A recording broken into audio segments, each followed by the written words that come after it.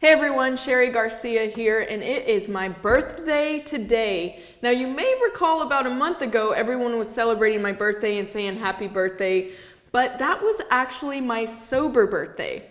That is when I was reborn, started fresh, got sober, and today is my real birthday, what we call belly button birthday. And I'm actually here with someone today that shares this almost the same sober birthday as me. We're what you call sober twins. I wanted to reach out to him and ask him if we could do an interview about being sober and being in recovery while working in sales. I know when I was struggling and I was out drinking and I was in sales and marketing, I always thought to myself, there's no way possible I can quit drinking or else I'm never going to sell anything. And so I wanted to ask Larry to come in and talk with us today about just how to stay sober while you're out there selling and what to order or what to say or how to navigate being in recovery if you don't want to tell anybody you're in recovery. Thank you so much to our sponsor, UHSM. They made this series possible so we could share real stories to help real people navigate adversity and find hope and solutions for health-related issues, whether it be mental, physical, or spiritual. Larry, thank you so much for being here today. Thank you for having me. Okay, so we have not the same sober birthday. When did you get sober? The 7th of December. Okay, so, they said something the other day in a meeting that I was at, and somebody said, you know what, if your sober birthday is during the holidays, then you're serious. Because, it is hard to get sober during the holidays. It is. Tell me about the day that you decided to get sober. Was this your first try? Is it something you've struggled with for a long time? Yeah. Just give me a little bit of history. Absolutely, yeah. No, I guess I've struggled with addiction for quite a long time. At one point, it was a lot of the prescription pills. Like you said, I'm in sales, so I abused Ritalin, Adderall, all of that stuff, which is probably a very common theme for a lot of sales folks if they're being honest with themselves. And then obviously alcohol as well. I tried to get sober on my own for a while before getting into a program. At one point I just had enough. I was sick and tired of waking up hungover, going through the shame, the regret. What did I say? What do I got to clean up today?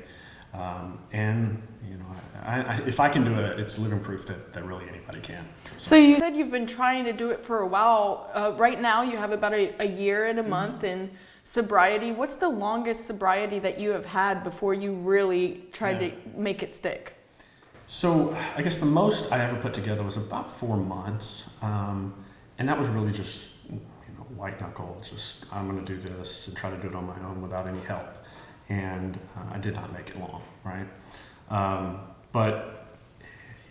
Once I decided to reach out for help and try to work a real program, that's when things started to really click, and I gained a lot of confidence in myself that I can be in this profession. I can be a great father. I can be a great worker, and do it sober. So, Larry, we share a lot of the same story. I think that's why we ended up connecting. But I'm just like you, the longest I ever strung together in sobriety was about 3 months. I even did this entire campaign that I coined as #sobriety90 because I was that much of an alcoholic that I was trying to convince myself and others that all it takes is 90 days of sobriety to prove to yourself you're not an alcoholic. And at midnight on that 90th day, what do you think I was doing? Having a drink, I bet. More than a drink. I was having the drinks, all the drinks, and going crazy and waking up the next morning super hungover, regretful, and in shame, and then opening up a beer bottle to keep it going because what do we do as alcoholics? We drink to feel good, and you feel pretty bad whenever you're hungover. So let's talk about that decision to really let go of that alcohol and what went through your mind as a salesperson, all those fears that, how am I going to make a presentation? How am I going to take the guys out and close these deals? Tell me about the things that went through your mind and how you overcame those. Sure. So I told myself for years that there's no way I could do my job without, drinking. Just little lies that I guess I told myself that I believed. There's no way I could entertain. There's no way I could go to happy hours. There's no way I could present. Gosh, I've had so many events where they're at breweries or they're at distilleries that we're sponsoring, and I have to give a presentation, and it would take me 3 or 4 beers to work up the liquid courage to go up there and present. And I told myself all kinds of things that I could not do it, and finally I was forced to do it, because my sobriety was more important than, I guess, the stress and fear that was in front of me. So. What has the truth looked like? Have you not been able to close deals? Has it gotten in the way, not being able to drink? What does today look like versus when you were drinking? Yeah, what's changed? Yeah, that is something that I want to make sure I impart, is that when I was drinking, I guess I probably was not, I was never nearly as productive as I am now. The sense of ease and peace that I have now in my job, I say this all the time, I could do this job with my eyes closed now, because I was never a daily drinker. I would drink on the weekends, but as you get older, it takes you longer to recover. And that fog is there at least for a week, right? And then if you're drinking every weekend, that fog's there with you all the time. I never knew how much of a fog there was in my professional life, my personal life, and it was there, and I was not productive. The amount of productivity I have now and the confidence it's given me to do my job better, my presentations are better. I guarantee you the presentations that I thought were great were not. They were just me feeling good because I was drunk. So. Exactly. So, and just a personal share, I've gone on live TV shows and taken shots backstage before I went on the TV show and thought I did a good job because of those shots. Oh yeah. It's the lies you tell yourself. And for years I said there's just no way I could do this job. There's just no way. I have to entertain. I have to do this. All my customers are going to leave if I don't take them out drinking. The exact opposite is the same. This is probably the hardest sell that I'm doing now, because it's just ultra competitive. There's 70 vendors in my space, and I've been extremely successful in it. And that just, I know I would not be as successful if I was drinking, or I probably wouldn't be successful. I'd have probably screwed up and said something wrong, and it ended up either being let go or forcing myself to go look for something else because it wasn't working out. And 9 times out of 10, your competitors, the salespeople of your competitors, are probably getting drunk at the meetings that they're having with your potential clients. Absolutely. And you're not. Yep. So you have a leg up. Absolutely. I remember everything that I do. The authentic connections that I get now in this last year have been tremendous. When I was drinking, I thought those were connections. I thought I understood them. It was really just the alcohol telling my brain that it was a great connection, because I remember everything, all the stories about people's families, and I have a legitimate care about them, even if I'm gonna make a sale or not make a sale. And I just, I want to do good, which is different than before, where I was just chasing the money along with the high, if you will. Because you're present. I'm present. I never understood what people meant when they talked about being present. It just wasn't something that I was going to be able to do, because I didn't understand not worrying about yesterday or worrying about tomorrow. And for me personally, the best part about sobriety is those simple joys and being present. I know when I was an alcoholic, or when I was drinking, I'm always an alcoholic, right? But when I was drinking, I could be on a roller coaster, the tallest, fastest roller coaster of my life, and be like, and still be in a bad mood.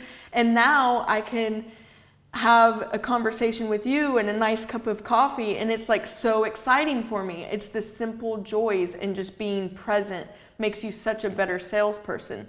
So we're about to wrap this up, and one thing that I want to do for our viewers, because I wish I would have been able to tune into a YouTube channel and get some advice on how to be sober while you're still selling. So what are some tips that you have? You're out selling and somebody keeps pushing drinks on you. What do you order to drink to look like you're drinking? Because there's a lot of people who don't want to let people know that they're in recovery or that they're trying not to drink. So what are some tips that you have? Well, I know what works for me, and for what works for me is I just have to live my authentic life. And if I don't drink, and I just say I don't drink, it's that period. I've tried in the past to dance around that, order the soda water, or order soda with a lime in it to make it look like I was still drinking. But once I just owned it and lived it, I've not really had anybody ever really push on me. Oh, you got to drink. In my professional life. People don't care. They just don't care. What you're thinking in your head, that people are looking at you, they're judging you, they're just not. Nobody is doing that. So if you don't drink, nobody cares. That's really interesting you say that, because we do have all these tips out there that say get a club soda with the lime. Yeah. And then people do push it on you because you are dancing around it. They're like, just have a drink, a drink. But if you tell them right from the get-go, I just don't drink, it's a personal choice of mine, there's nothing to talk about. That's it. It's really in your head. It was in my head, I should say. It was in my head for years that I didn't want to have the conversation. I was stressed that what people are going to think about me. People don't care. People are normally thinking about themselves. That's their default. I'm sorry. That's true. Is there anything else you want to say? Let's ask one more question. I want to ask this to anybody that I interview that's in sobriety. What is the best part about being sober? I think you said it right, was being present. I experience the joys in life, and I'm not thinking about the future, and I'm not thinking about the past. It's that I live an authentic life because I am present. And there's just so much peace and serenity that comes with that. I have storms in my life just like everybody else does. But the fact that I can be present, it just makes all the difference in the world. Awesome. Thank you so much. Thank you guys so much for tuning in. I'm going to call this episode the Sober Salesman because I think it just perfectly fits. A couple of takeaways that I have for this episode. Number one, which will always be one of the takeaways, you're not alone. You're never alone. There's always somebody else out there in your situation going through the same thing. Number two, I really liked what Larry said about being authentically you and not dancing around the situation. Just be honest. When you're honest and true to yourself, then you're able to just be yourself and be in the moment and not take that drink or be tempted. You know who you are. You're standing in your truth. And the third thing that I'd like to add, and this is a personal tip from me, I know whenever I was out networking and trying to close business deals, I literally had to just take it one drink at a time. Every single time I went back up to the bar to get a drink or somebody asked me if I wanted something to drink, I had to be very conscious and say to myself, just get a water, or just get club soda and lime, or just get a Diet Coke, whatever it was that didn't have alcohol. And every time I took it one drink at a time, at one point I started seeing everyone's attitudes and mood change, and they kind of started looking dumb. And when that happened, the desire to drink really went away, and I felt more confident that I was going to be in charge and I was going to remember everything and that I was more in control of my environment and the situation. So I hope everybody has an amazing week. And as always, if you're struggling, if you think you have a problem, please reach out. If there's somebody that you know that is sober, reach out to them. Sober people love helping people get sober. There's AA meetings, SMART meetings, there's apps, there's all kinds of ways that you can reach out and get more information about sobriety. And don't do this alone. Do not do this alone.